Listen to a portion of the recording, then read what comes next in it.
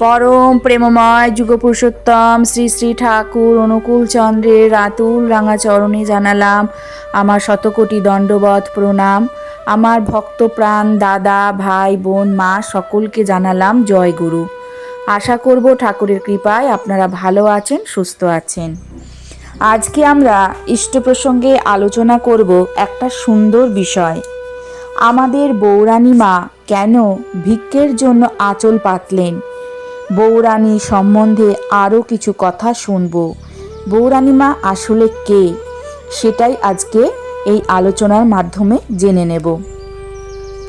এক মা এসেছেন নাট মণ্ডপে আচার্য দেবের সম্মুখে, এসেছেন আচার্য দেবকে প্রণাম করতে।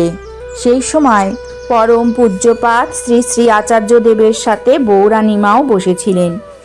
যে মা এসেছিলেন তিনি এক হাত ঘোমটা দিয়ে এসেছিলেন, ঘোমটাটা এক হাত টানা ছিল।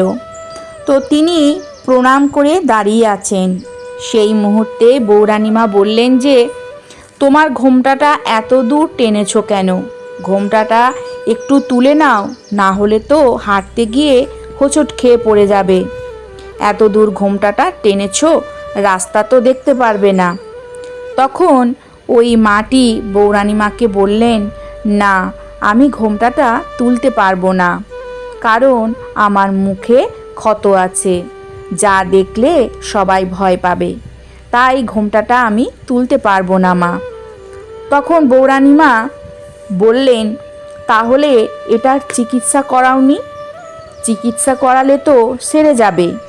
তখন সেই মাটি বললেন, এটা চিকিৎসা করানোর জন্য প্রচুর অর্থের প্রয়োজন, যা আমার কাছে নেই, তাই আমি চিকিৎসা করাতে পারিনি। তখন বৌরানী মা নিজের আঁচলখানা পাতলেন এবং আঁচল পেতে বললেন, আমার কিছু ভিক্ষের প্রয়োজন, আপনারা কেউ দিতে পারবেন? অবিন দাদা ঘটে পয়সা জমাতেন। ঠাকুর যে আমাদের লক্ষ্মীর ঘটের কথা বলেছিলেন, সেই ঘট অবিন্দার কাছে আছে। তখন অবিন্দা সেই ঘট ভেঙে পুরো অর্থটাই মায়ের আঁচলে দিয়ে দিলেন। তারপর বৌরানী মা সেই আঁচল পেতে সকলে যারা সামনে ছিলেন তাদের কাছে গিয়ে বললেন, আপনারা কেউ দিতে পারবেন? আমার ভিক্ষের প্রয়োজন, আমায় ভিক্ষে লাগবে। তখন সবাই বৌরানী মার আঁচলে কিছু না কিছু দিলেন। বৌরানী মা তখন সেই পুরো অর্থটাই মায়ের হাতে তুলে দিলেন এবং বললেন, তুমি এটা দিয়ে চিকিৎসা করাবে, চিকিৎসা করালে সেরে যাবে। তো এই হচ্ছে মা। আমাদের পরম সৌভাগ্য যে আমরা আমাদের জীবনে বৌরানী মার মতন মা পেয়েছি। এনাদের পেয়ে আমাদের জীবন ধন্য। এই হলো বৌরানী মার আঁচল পেতে ভিক্ষে করার কারণ। এরপরে বৌরানী মা কে সেটা আমরা জানব। ঠাকুরের সময় ছিলেন ভূতনাথ বাবা। তিনি ছিলেন একজন সিদ্ধ পুরুষ। তিনি দেবীর হোমযজ্ঞ করতেন। এই ভূতনাথ বাবার তখন 109 কিংবা 110 বছর বয়স হবে। তখন তিনি বেনারসে গিয়েছিলেন। ঠিক সেই সময় বৌরানী মাও বেনারসে গিয়েছিলেন। সেখানে তিনি রাত্রি যাপন করেছেন। পরের দিন অন্যান্য ঋত্বিকরা রয়েছেন, তাদেরকে নিয়ে ভূতনাথ বাবার সাথে দেখা করতে গেছেন বৌরানী মা। ভূতনাথ বাবা সেই সময় শুয়েছিলেন। ঘরের ভিতর প্রবেশ করে সবাই ভূতনাথ বাবাকে প্রণাম করলেন। বৌরানী মাও প্রণাম করতে গেলেন। বৌরানী মা যেই প্রণাম করতে গেলেন, তখন ভূতনাথ বাবা বললেন, না না না, আমি তোমার প্রণাম নেব না। বৌরানী মাকে প্রণাম করতে বাধা দিলেন। স্বাভাবিকভাবেই সবার মনের মধ্যে একটা প্রশ্ন আসলো, কেন বৌরানী মার প্রণাম গ্রহণ করলেন না ভূতনাথ বাবা? এরপর বৌরানী মা চলে যাওয়ার পর সকল ঋত্বিকরা বৌরানী মার সাথে যারা গিয়েছিলেন তাদেরকে ভূতনাথ বাবা বললেন, কালকে আমার সাথে একটু দেখা করতে আসবে। এক ঋত্বিক দাদা পরের দিন সকালে ভূতনাথ বাবার কাছে গেলেন দেখা করার জন্য। ভূতনাথ বাবা ঠাকুর বাড়ির জন্য কিছু মোরব্বা টোরব্বা দিয়ে দিলেন। এগুলো নেবার পরে ওই ঋত্বিক দাদা ভূতনাথ বাবাকে জিজ্ঞেস করলেন, কালকে বৌরানীমা আপনাকে প্রণাম করতে এলেন, আপনি কেন প্রণাম নিলেন না? তখন ভূতনাথ বাবা যে ঘটনাটি বললেন, চলুন জেনে নিই।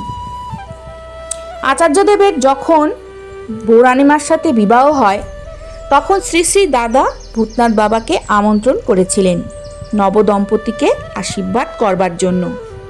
যথারীতি ভূতনাথ বাবা দেওঘরে আশ্রমে এলেন। তারপর তার ভোগের ব্যবস্থা করা হলো।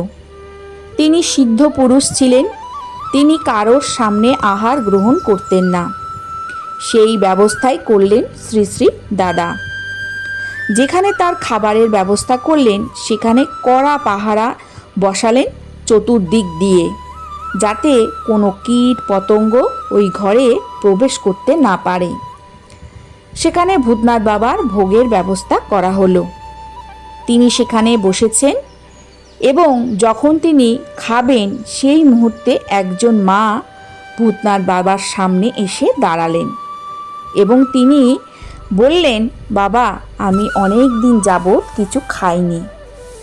তখন ভূতনাথ বাবা বললেন, আচ্ছা ঠিক আছে, এখান থেকে অর্ধেক তুমি খাও আর অর্ধেক আমি খাবো। তখন ভূতনাথ বাবা তাকে অর্ধেক দিলেন এবং নিজে অর্ধেক নিলেন। ওই মায়ের খাওয়ার আগে শেষ হয়ে গেল এবং তারপর ভূতনাথ বাবাকে বললেন, আমি হাতটা ধুয়ে আসি। সেই মা তারপর হাত ধুতে চলে গেলেন। মাটি হাত ধুতে গিয়ে আর ফিরে আসছেন না। ভূতনাথ বাবা ভাবছেন, কি ব্যাপার, কখন মাটি হাত ধুতে গেছেন, এখনো কেন আসছেন না? তারপর ভূতনাথ বাবা খাওয়া শেষ করে বাইরে যারা পাহারা দিচ্ছিলেন তাদের জিজ্ঞাসা করলেন ওই মায়ের ব্যাপারে। পাহারাদাররা বললেন, না, কোনো মা তো ভিতরে প্রবেশ করেননি। তখন ভূতনাথ বাবা ভাবলেন, তাহলে সেই দেবী কে? তখন তিনি বললেন, আমায় হোমযজ্ঞ করতে হবে। শ্রী শ্রী দাদা সব ব্যবস্থা করে দিলেন। তারপর তিনি যজ্ঞে বসলেন এবং যজ্ঞের আহুতির মধ্যে তিনি দেখলেন সেই মাকে। তখন তিনি বললেন, এই মা তো স্বয়ং লক্ষ্মী। তারপর তিনি যজ্ঞ শেষ করে কোটে বসলেন শ্রী শ্রী দাদার সাথে এবং যথারীতি নবদম্পতি ভূতনাথ বাবার কাছে আসলেন আশীর্বাদ গ্রহণ করার জন্য, প্রণাম করার জন্য। যখন বৌরানীমা ভূতনাথ বাবাকে প্রণাম করতে গেলেন তখন ভূতনাথ বাবা বললেন, না না না, আমি তোমার প্রণাম নিতে পারবো না। তখন আচার্যদেব বলছেন, এ কি কথা বাবা, আপনি কেন ওর প্রণাম নেবেন না? তখন ভূতনাথ বাবা বললেন, তুমি জানো তোমার ঘরে কে এসেছে? উনি আর অন্য কেউ নন, উনি সাক্ষাৎ দেবী লক্ষ্মী, স্বয়ং লক্ষ্মী তোমার ঘরে এসেছেন। আমরা সবাই জানি আচার্যদেব হলেন নারায়ণ। নারায়ণের কাছে লক্ষ্মী না এসে থাকতে পারেন? এ হলো বৌরানীমার পরিচয়।